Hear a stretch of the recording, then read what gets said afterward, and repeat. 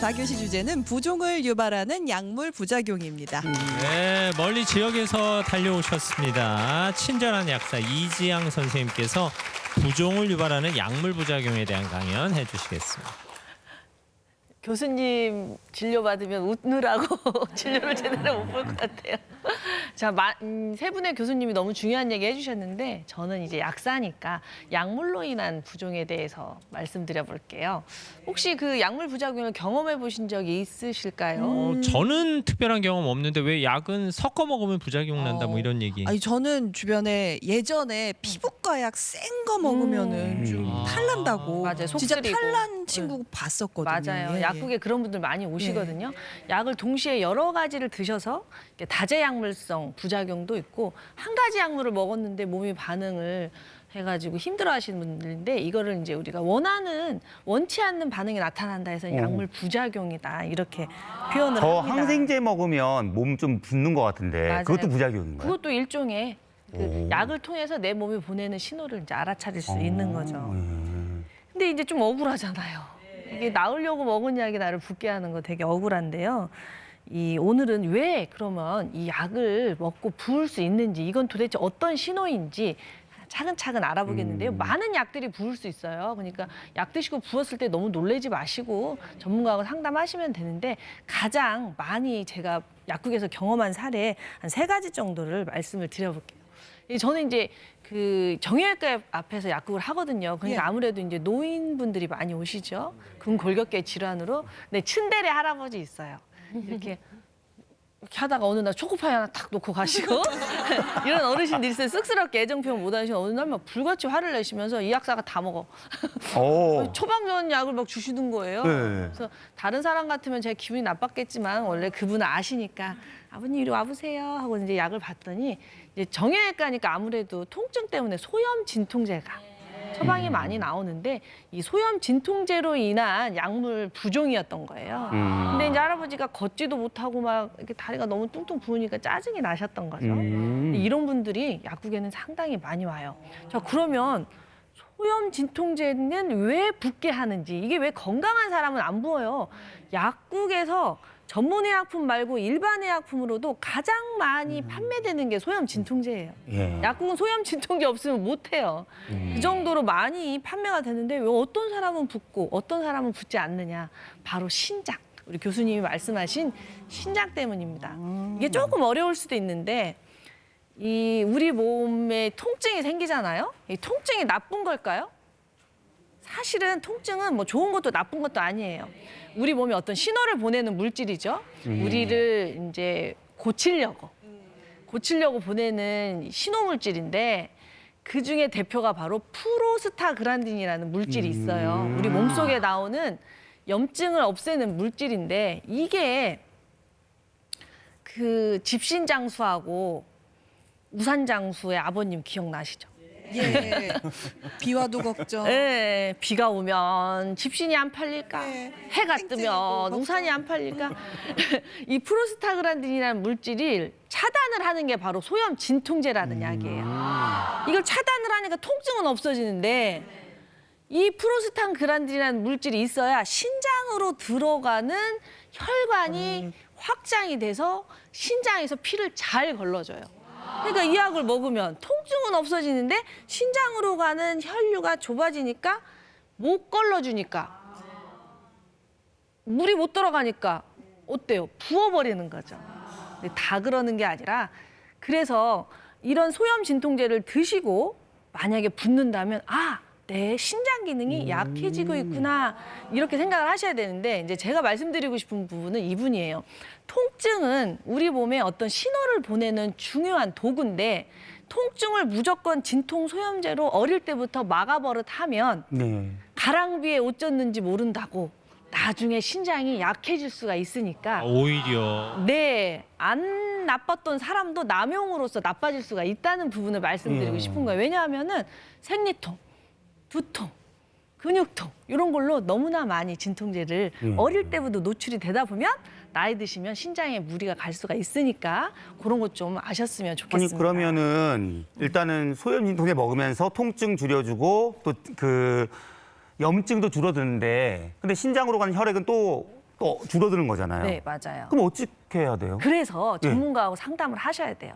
신장으로 가는 혈류에 영향을 주지 않는 해열 진통제가 따로 있어요. 해열 진통. 네, 그래서 신장이 약하신 분들은 다른 진통제를 드시면 되고요. 또 혈류를 개선해주는 여러 가지 영양식품들도 있고 하니까 그런 것들을 좀 전문가하고 상의해서 개선을 하셨으면 좋겠습니다. 혼자 진통제 고민하지 하나도 마시고요. 내 임의로 막 사 먹고 하는 게 좀 위험할 수 있군요. 경우에 따라. 한두 알은 괜찮죠. 네. 지속적으로 남용하는 게 아. 나쁘다는 거지. 제 방송 듣고 막 약 벌벌벌벌 하시면 안 돼요. 약은 도구니까요. 지혜롭게 쓰시면 될 것 같습니다. 이것뿐만이 아니라요. 또 많이 받은 상담 중에 하나가 이제 그 혈압약이에요. 혈압약.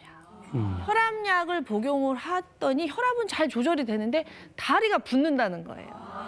근데 이거는 좀 바로 느끼시는 분들은 굉장히 자기 몸에 깨어 있으신 분들이죠. 그래서 약을 바로 이제 교체를 해드릴 수가 있어요. 혈압약을 드시고 하체, 다리가 부으면 다른 약으로 이제 이렇게 보내드리기도 하는데 이제 좀 둔하신 분들이 있어요. 잘 모르고 또 이게 서서히 진행이 되는 경우도 있어요. 그래서 최근에 한 할머니, 80이 넘으신 할머니 분을 했는데 이분이 너무 부어가지고 5만 병원을 다 다니셨는데 부종의 원인을 못 찾는 거예요. 근데 이제 전 약사니까 드시는 약이 뭐세요 하고 봤더니 그분이 먹는 복용하는 혈압약 중에 칼슘 채널 차단제라는 혈압약이 있는 거예요. 요 약 때문일 수 있습니다 하고 요 약을 딱 의사 선생님하고 상의해서 바꿔드렸더니 부종이 하룻밤 만에 사라지는 거예요. 이야. 너무 신기하죠. 그래서 이렇게 약물로 인한 건데 여기서 자, 칼슘 채널 차단제를 설명을 해드릴 건데 이 혈압약 그 종류에 대해 설명하기 전에 혈압이 왜 오르는가를 먼저 설명을 해드려볼게요. 혈압이 오르는 이유는 뇌 때문이라고 말씀드렸잖아요. 제가 저번 방송에서 뇌에서 혈액이 필요하니까 심장이 혈압을 올리는데 혈액량이 부족해도 혈압이 오를 것이고 혈관이 좁혀 있어도 혈압이 오를 것이고 혈관에 찌꺼기가 껴도 오를 것이고 체질 때문에도 오르겠죠. 근본적으로 막 흥분을 해도 오르잖아요.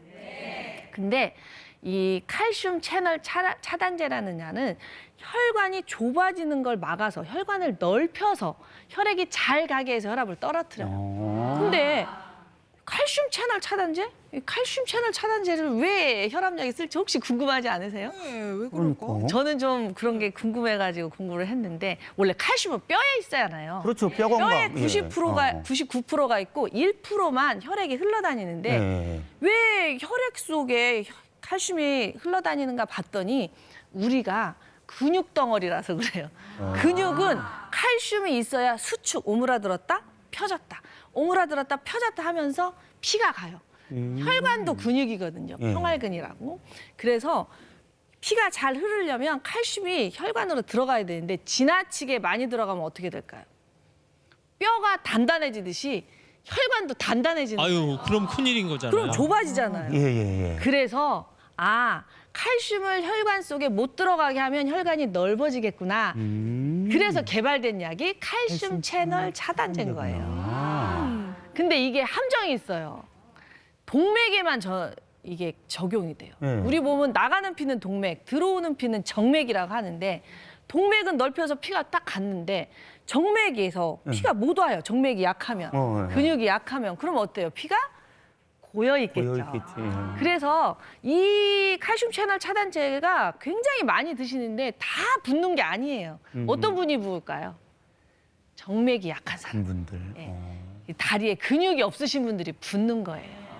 그러니까 이런 그 약을 드실 때 칼슘 채널 차단제를 드실 때는 좀 하체 근육을 강화하는 운동을 그러면 해주시고 하지 정맥류 앓는 분들은 조금 그런 분들도 영향이 있을 수가 있죠. 그러니까 약의 특성에 대해서 좀 잘 이해를 하시고 이제 보완을 해주시고 만약에 이 약을 드시고 계속 붓는다면 그 약 말고 다른 혈압 조절제가 많으니까 바꾸시는 거예요.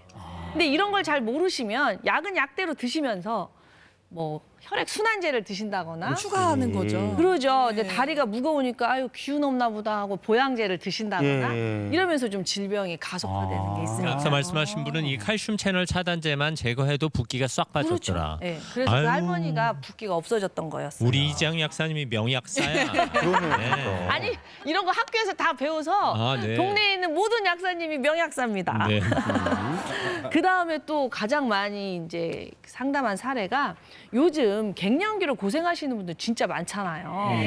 근데 그래서 여성 호르몬제를 이제 드시는데 이분이 직업이 미용사였어요. 예. 하루 종일 서 계셨던 거예요. 또 원래도 약간 붓기가 있었는데 뭐 이 갱년기하고 붓기를 뭐 연결시키는 사람이 누가 있겠어요?